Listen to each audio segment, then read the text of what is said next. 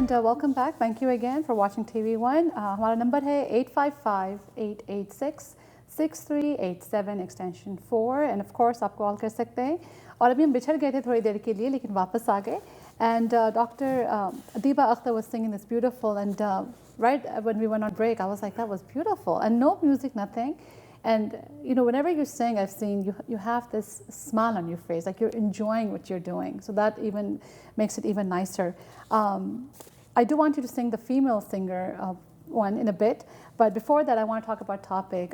As you know, whenever I have my show, I always discuss a topic because, of course, I want to invite guests and talk about that. But besides that, I also want to discuss topics that are happening in our community, and you know, things that I think before we get to the bigger issues, we have so many small issues that we need to discuss and happening right here, being you know a Pakistani community, Indian community, Bengali community. It doesn't matter because I think somehow they're all connected. Mm-hmm. You know, the thinking, the norm is just so much alike, and I think in generations it has been happening. I'm sure it's changing now. So that's what I tried doing, and you know, obviously people give you know their thoughts on it, and many times people are doing things wrong and they don't know, or they're being a victim of it. So maybe through Sunday brunch they can say, you know, you know, I'm doing this wrong, or you know, I need to improve this. So today's topic, obviously, we're talking about, you know, you both, and I wanted to invite you both on the show. You know, in our South Asian community, sadly, I should say, you know, there's this thinking that the man has the upper hand, or I should say, and you know, I know I'm saying this, and I bet people must be calling and saying, you know, why is she bringing this up? But the thing is, usually, traditionally, the man is the breadwinner. But now things are changing, where you know both spouses are working, or where the wife is working, or where just the husband is only working. So it's changed a lot. But a lot of people's thinking, and I'm talking about the generation before us, even generation before that, they have this thinking that if it's a female, that no, you know, she should technically be in the kitchen only. So being a lawyer, being a doctor, being anything, the career has to not go on. Then they get married. So for example, the girl, you know, before she gets married, she gets education, she does whatever she does, she gets married. I just, by the way, I don't know if you can see him, he's like doing this. But the thing is, people sometimes have to stop because they don't have that spousal support from their husband. Because it's typical where the husband is becoming something, the wife is supporting it, but when the husband supports, then it's like, oh, acha, tum help kar rahe ho, tum kar rahe ho. And it's not just you, both of you. I've seen many couples now where the husband is very supportive of the wife. So I wanted to ask you both, do you think it's better when the husband supports the wife, you know, getting her career or making her dream come true, or you think they should not? So both of you, what do you think? And you should go first because I know you're just waiting to say something. Okay, the thing is, of course, it's a husband's responsibility to support their wife. It is their responsibility. The reason is, look at it this way. You sent your daughters to college to become an engineer or a doctor or a lawyer. Would you want her to then get married, then go home, close out everything, forget everything she learned all of her life in college, and become a housewife and make roti for you? Is that what you want for your daughter to do? Right. No. Then how could you want that for somebody else's daughter who happened to be your wife? So I mean, it's automatically right there. Since you don't want something for your daughter, you could not want that for your wife either, because your wife is somebody else's daughter. Somebody's daughters, and that's a thinking that people need to have. Or what do you think? I agree 100% on that. I think it's a little cultural issue that has been going on in our South Indian society or culturally. But for the newer generations, I think they understand this, that husband and wife supposed to be, in our religion it says they're supposed to be clothed for each other, you know. So if there is a dream for wife, husband should support her, and if there is something that wife needs to support the husband, then she also needs to do that. Of course. So it's each and other way, I think. And I'm grateful that he always does that. He has always helped me. Of course. And I think, I mean, what do you think? Do you think it makes a marriage stronger when they're supporting each other? And today I'm talking about where the husband supports the wife. And do you think it makes the marriage stronger, or do you think it just kind of makes it worse? No, it makes the marriage stronger. Right. Because both of you have equity in things that you are doing. Of course. Both of you have equity in it. My wife, when she was preparing for USMLE and license exams and all that, we used to live in Atascocita, far away from here, medical center. Right. And I used to drive her every day, 50 miles one way, So that's 100-mile round trip in the morning, 100-mile round trip in the afternoon, in the evening to pick her up, in between my work. And now, so the time that I was putting in to take her to school and bring her back in 5 p.m. in the evening, that's equity, that's sweat I'm putting into career of my wife. So now when it's time for her exam, it is also my responsibility to make sure she's studying. She has the time to study, and she's studying, and she's making passing and doing well in that exam because I put on those equity time in it. It all became automatically. So it's also something that you invested in. Yeah, because invested you in. put the time in it. Yes, time and. And did you have children when she was doing her residency? We had one daughter. So how was that? It was difficult, but still it was difficult. We used to wake up 6 a.m. in the morning. I would dress up my daughter, and she's getting ready. How old is your daughter, if you don't mind me asking? At that time, she was like 3-year-old. 3-year-old. When she was little. So I used to get her dressed and drop her at Montessori school first at 7 o'clock. And it took 1 hour drive from our home to her school. Then I would drive 1 hour, drop her off, then I'll go to work. Then at 3 o'clock, I would pick up my daughter at 3:30, take her home, feed her. Then at 4 o'clock, we start from home to pick her up at 5 o'clock. It's 1 hour drive again.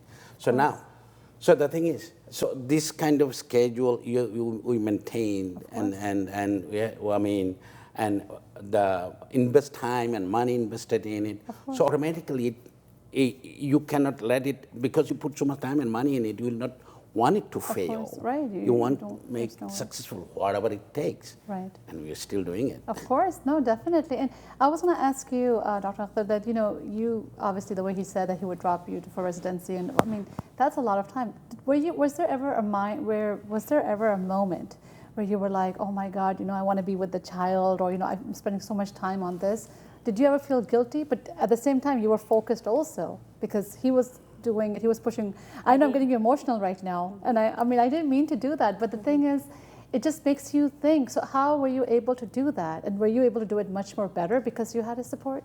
Yeah, definitely I felt, as a mother that I wasn't there all the time, but he was there. He always took care of the children, and of course, so they never missed their mother. He did all the time. And at the same time, I had to do, because I was doing a lot of research at that time, so it was very hard. But you have to be focused if you want to pursue your dream. You have to work hard. You have to work hard. Yes. And another question I had for you both was there, like, because in our community, sadly, log baatein karte hain, log kehte hain, acha tum ye karo. Were you ever impacted by anyone that you don't have to mention anyone's name. Was there ever a time where someone said, kya tum kiye ja rahe ho biwi ke liye? Did you ever have that? No, or you had? Many times people talk like that. Really? I mean, that's unfortunately sad. Why they talk like that? Of course. But my husband knows how to handle that.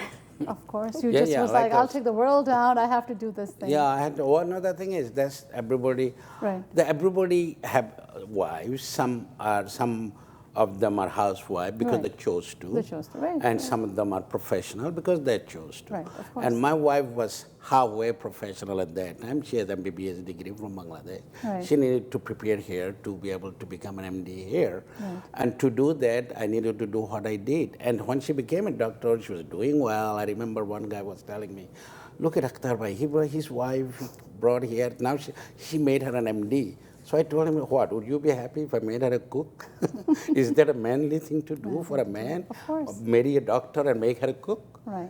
So it's not a good thing to do. A good thing to do is help people to improve and be better, you know. And this is special person. This is your wife. That's part of you. Of course. You see, and it's your responsibility to do whatever needs to be done. And so that's what the topic is today. यही हम बात कर रहे हैं कि why it's important, if it's important, the husband to support the wife, because now things are changing. And I think with their story, a lot of people must be inspired. Or I bet the wives are telling their husbands, Sunday brunch they can't, because this way, when you see a couple who's done such amazing thing, you've been practicing medicine forever now, but you did it, and the way you guys succeeded on that, and of course with your support, so you reap the benefits together when you're working hard, and then I'm sure you can focus more on your residency because you knew that he was taking care of the kids, because you didn't have that mental issue. I can't focus, because then your mind will be there instead of on you, what you're supposed to be doing.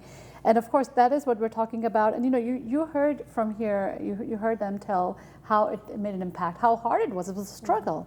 But now you can look back and say, you know what, it was tough, but we did it. Yes. Well, I don't want to forget, I do want you to sing the female singer, your favorite female singer's little part of it too, before I forget. So I need to, गाने भी तो सुनाना है ना रोने पहले जाने से. So if you could please. This song was sung by Iqbal Banu. A lot of my fans always asking me to record this song, so I'll just sing it a few lines. दश्ते तन्हाई में ऐ जाने जहां लर्ज़ा है तेरी यादों के सहारे तेरी होठों के शराब दश्ते तन्हाई में दूरी के खसो खास तले खिल रहे हैं तेरे पहलू के समन और गुलाब दश्ते तन्हाई में ऐ जाने जहां लर्ज़ा